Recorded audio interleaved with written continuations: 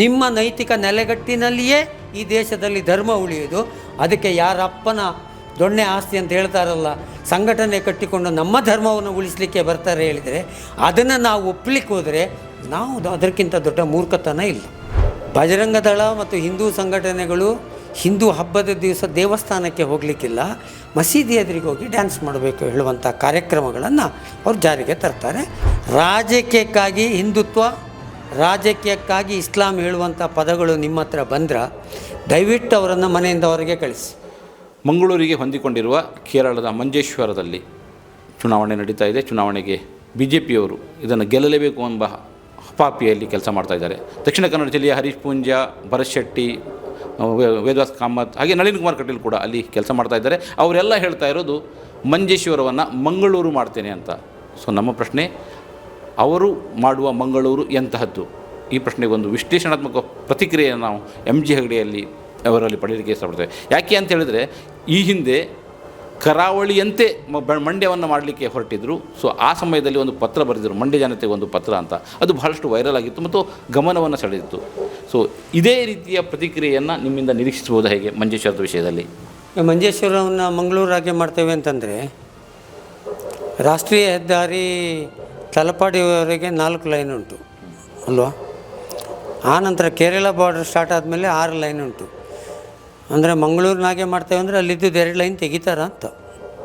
ರಾಷ್ಟ್ರೀಯ ಹೆದ್ದಾರಿ ಇದು ಮಂಗಳೂರಿನಾಗೆ ಮಾಡೋದು ಅಂದರೆ ಅದೇ ಅಲ್ವ? ಇಲ್ಲಿಯ ರಾಷ್ಟ್ರೀಯ ಹೆದ್ದಾರಿ ಹೇಗಿದೆ, ಅಲ್ಲಿ ಹೇಗಿದೆ, ಇದು ಭಾಗ 1. ಕೂಳೂರು ಸೇತುವೆ ಭರತ್ ಶೆಟ್ಟರು ಹೇಳಿದ್ದಕ್ಕೆ ನಾನು ಹೇಳೋದೀಗ, ನಮ್ಮ ನಳಿನ್ ಕುಮಾರ್ ಕಟೀಲ್ರವರ ಕಾಲದಿಂದ ಸ್ಟಾರ್ಟ್ ಆಗಿದೆ. ಈಗ ಯಾರು ಚೌಟ್ರು, ಆ ಸೇತುವೆ ಇನ್ನೂ ಕೂಡ ಅದು ದಶಕ ಕಳೀತದ, ಅದು ಹೋಗಿದೆ. ಅದು ಇನ್ನೇನು ದಾಖಲೆ ಮಾಡ್ತದೋ ಗೊತ್ತಿಲ್ಲ. ಸೊ ಇದನ್ನು ಮಂಜೇಶ್ವರದಲ್ಲಿ ಮಾಡೋದು ಹೇಳೋದು ಒಂದು ಪ್ರಶ್ನೆ. ಮತ್ತು ಮಂಗಳೂರಿಗೆ ಕಳೆದ 35 ವರ್ಷಗಳಿಂದ MP ಅವರೇ. ಬಹುತೇಕ 50 to 55% of the time period ಅವರ MLAಗಳು. ಮಂಗಳೂರು ನಗರದಲ್ಲಿ ಅಂತೂ, ಮಂಗಳೂರು ದಕ್ಷಿಣದಲ್ಲಿ ಅಂತೂ ಅವರದ್ದೇ MLA. ಮಂಗಳೂರಿಗೆ ದಕ್ಷಿಣ ಕನ್ನಡ ಇದು ಈ ಕ್ಷೇತ್ರದಲ್ಲಿ ಲೋಕಸಭಾ ಕ್ಷೇತ್ರ ಏನು ತಂದಿದ್ದಾರೆ BJPಯವರು? ಮಂಜೇಶ್ವರ ಮಂಗಳೂರಿನಾಗೆ ಮಾಡ್ತೇನೆ ಅಂದರೆ ಹೇಳಲಿಕ್ಕೆ ಏನು ತಂದಿದ್ದಾರೆ? ಪೋರ್ಟ್ ತಂದದ್ದು ಶ್ರೀನಿವಾಸ್ ಮಲ್ಯರು, ಏರ್ಪೋರ್ಟ್ ತಂದದ್ದು ಕಾಂಗ್ರೆಸ್ನವರೇ ಶ್ರೀನಿವಾಸ್ ಮಲ್ಯ. ಇಲ್ಲಿರುವ ಒರಿಜಿನಲ್ ಎಲ್ಲ ಪ್ರಾಜೆಕ್ಟು ಕಾಂಗ್ರೆಸ್ನವರು. ಇವರೇನು ತಂದಿದ್ದಾರೆ ಹೇಳೋದೊಂದು ಆಗಬೇಕಲ್ಲ ಒಂದು. ಇನ್ನೊಂದು, ಅವರು ಹೇಳೋದು ನನ್ನ ಲೆಕ್ಕದಲ್ಲಿ ಇದಲ್ಲ. ಈ ಅಭಿವೃದ್ಧಿಯ ವಿಷಯದಲ್ಲಿ ಅವ್ರಿಗೆ ಹೇಳಲಿಕ್ಕೆ ಆಗೋದೂ ಇಲ್ಲ. ಇದು ಮಂಗಳೂರಿನಾಗೆ ಮಾಡ್ತೇವೆ ಅಂತಂದರೆ, ಅವರು ಅಧಿಕಾರಕ್ಕೆ ಬಂದರೆ ಇಷ್ಟು ದಿವಸ ಕೇರಳ, ಕಾಸರಗೋಡು, ಮಂಜೇಶ್ವರದಲ್ಲೆಲ್ಲ ಅವರವರ ಪಾಟಿಗೆ ಹಿಂದೂಗಳು ದೇವಸ್ಥಾನಕ್ಕೆ ಹೋಗಿಕೊಂಡು, ಕ್ರಿಶ್ಚಿಯನ್ರು ಚರ್ಚಿಗೆ ಹೋಗಿಕೊಂಡು, ಮುಸ್ಲಿಮರು ಮಸೀದಿಗೆ ಹೋಗಿಕೊಂಡು ಅವರ ಪಾಟಿಗೆ ಅವರು ಇದ್ದಾರೆ. ಸೊ ಇವರು ಬಂದು ಒಂದಿಷ್ಟು ಹುಡುಗರ ತಲೆ ಹಾಳು ಮಾಡಿ ಹಿಂದೂಗಳ ಹಬ್ಬದ ದಿವಸ ಬಜರಂಗ ದಳದವ್ರನ್ನ ಮಸೀದಿ ಎದುರಿಗೆ ಡ್ಯಾನ್ಸ್ ಮಾಡಿಸುವ ಕಾರ್ಯಕ್ರಮ ಇರ್ಬೋದು. ಅದು ಮಂಗಳೂರಿನ BJPಯವರ ಕಾರ್ಯಕ್ರಮ. ಅದು ಅವರಿಗೆ ಮಂಜೇಶ್ವರದಲ್ಲಿ ಆಗಬೇಕು, ಬಾಗಲಕೋಟೆಯಲ್ಲಿ ಆಗಬೇಕು, ದಾವಣಗೆರೆಯಲ್ಲಿ ಆಗಬೇಕು. ಮಂಗಳೂರಿನ ಪ್ರಯೋಗ ನಿಮ್ಮಲ್ಲಿ ಮಾಡ್ತೇವೆ ಅಂದರೆ ಜನ ಅರ್ಥ ಮಾಡಿಕೊಳ್ಬೇಕು. ಬಜರಂಗ ದಳ ಮತ್ತು ಹಿಂದೂ ಸಂಘಟನೆಗಳು ಹಿಂದೂ ಹಬ್ಬದ ದಿವಸ ದೇವಸ್ಥಾನಕ್ಕೆ ಹೋಗಲಿಕ್ಕಿಲ್ಲ, ಮಸೀದಿ ಎದುರಿಗೆ ಹೋಗಿ ಡ್ಯಾನ್ಸ್ ಮಾಡಬೇಕು ಹೇಳುವಂಥ ಕಾರ್ಯಕ್ರಮಗಳನ್ನು ಅವರು ಜಾರಿಗೆ ತರ್ತಾರೆ. ವೋಟರ್ಸ್ ಆಲೋಚನೆ ಮಾಡಿಕೊಳ್ಬೇಕು. ಜೊತೆಗೆ ಕಳೆದ 2 ವರ್ಷದಿಂದ ಈಗ ಇಲ್ಲಿ ಯಾವ ಗಲಾಟೆಯೂ ಇಲ್ಲ, ಎಲ್ಲವೂ ಶಾಂತಿಯುತವಾಗಿ ಜನ ಅವರ ಪಾಡಿಗೆ. ಹಾಗಿದ್ದರೆ ಈ 1.5 ವರ್ಷದ ಮೊದಲು ಯಾಕೆ ಹೆಣ ಬಿತ್ತು?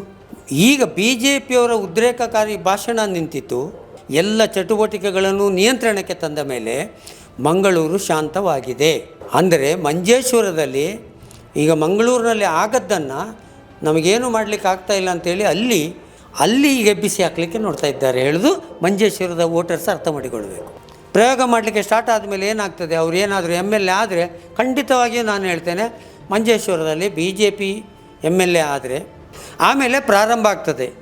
ಅದು ಒಂದು ಸಣ್ಣ ಸಣ್ಣ ವೈಯಕ್ತಿಕ ಗಲಾಟೆಗಳನ್ನು ಇಟ್ಟುಕೊಂಡು, ಬೇರೆ ಬೇರೆ ಸಮಸ್ಯೆಗಳನ್ನು ಇಟ್ಟುಕೊಂಡು ಅವರು ನಿರಂತರವಾಗಿ ಮಂಗಳೂರಲ್ಲಿ ಹೇಗೆ ತೊಂದರೆ ಕೊಟ್ಟರೋ ಪರಸ್ಪರ ಸಮಾಜಕ್ಕೆ, ಅದೇ ರೀತಿ ಅವರು ಮಾಡಿಕೊಂಡು ಹೋಗ್ತಾರೆ. ನಾನು ಮಂಜೇಶ್ವರದ ಜನರ ಹತ್ರ ಹೇಳೋದಿಷ್ಟೇ, ಚುನಾವಣಾ ಸಂದರ್ಭದಲ್ಲಿ ನಾವು ಈ ಮಾತಾಡ್ತೇವೆ ಅಂತ ಭಾವಿಸಬಾರ್ದು. ನಾನು ಎಲ್ಲ ಸಂದರ್ಭದಲ್ಲೂ ಇದೇ ಮಾತಾಡೋದು. ರಾಜಕೀಯಕ್ಕಾಗಿ ಹಿಂದುತ್ವ, ರಾಜಕೀಯಕ್ಕಾಗಿ ಇಸ್ಲಾಂ ಹೇಳುವಂಥ ಪದಗಳು ನಿಮ್ಮ ಹತ್ರ ಬಂದ್ರೆ ದಯವಿಟ್ಟು ಅವರನ್ನು ಮನೆಯಿಂದ ಹೊರಗೆ ಕಳಿಸಿ. ಅಭಿವೃದ್ಧಿ ಅಂತ ಆದರೆ ಯಾವ ಅಭಿವೃದ್ಧಿಯ ಕಾರ್ಯಕ್ರಮ ಅಂತ ಹೇಳಿದ್ರೆ ಮಾತಾಡಿ. ಚುನಾವಣೆಗೋಸ್ಕರ ಹೆಣಗಳು ಬೀಳಬೇಕು, ಅದನ್ನು ಅವರು ಮೆಟ್ಟಿಲುಗಳನ್ನಾಗಿ ಮಾಡಿಕೊಳ್ಬೇಕು ಹೇಳುವಂಥ ತೀಯವಾದದ ವಿಚಾರಧಾರೆ ಏನುಂಟು, ಇದರ ಬಗ್ಗೆ ನೀವು ಜಾಗೃತರಾಗಿರಿ.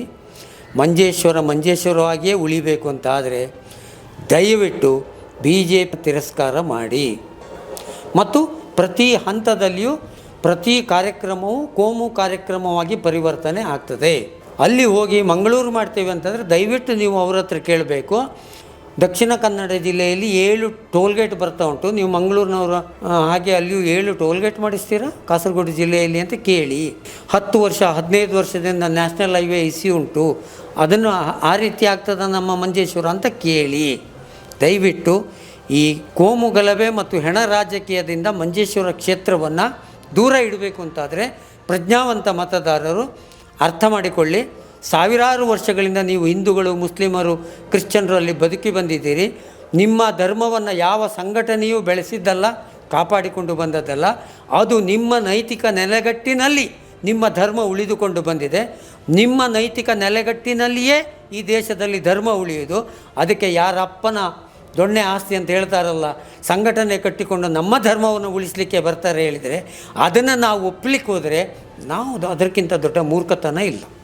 ಸೊ MJ ಹೆಗ್ಡೆ ಅವರೇ, ನಿಮ್ಮ ಮಾತು ಅಂದರೆ ಕನಿಷ್ಠ ಕನ್ನಡ ಪ್ರಭಾವಿತ ಕ್ಷೇತ್ರ ಅಂತ ಅನ್ಸ್ಕೊಳ್ಳುವ ಮಂಜೇಶ್ವರದ ಜನರ ಜೊತೆಗೆ ತಲುಪಿದೆ ಅಂದ್ಕೊಳ್ತೇನೆ. ಸೊ ಇವತ್ತಿನ ಕಾರ್ಯಕ್ರಮದಲ್ಲಿ ಭಾಗವಹಿಸಿದ್ರಿ ಮತ್ತು ಒಂದು ಒಳ್ಳೆಯ ಸಂದೇಶವನ್ನು ಕೊಟ್ಟಿದ್ದೀರಿ. ಸೊ ನೀವು ಧನ್ಯವಾದ ನಿಮಗೆ. ಇದು ಇವತ್ತಿನ ವಿಶೇಷ. ನಿರಂತರವಾಗಿ ನೋಡ್ತಾ ಇರಿ ಸನ್ಮಾರ್ಗ ನ್ಯೂಸ್, ಸುದ್ದಿಗಳ ಸಂತೆಯಲ್ಲಿ ಸತ್ಯದ ಮೊಂಬತ್ತಿ. ಈ ಕಾರ್ಯಕ್ರಮದ ಪ್ರಾಯೋಜಕರು ಗಡಿಯಾರ್ ಗ್ರೂಪ್ ಆಫ್ ಕಂಪನೀಸ್,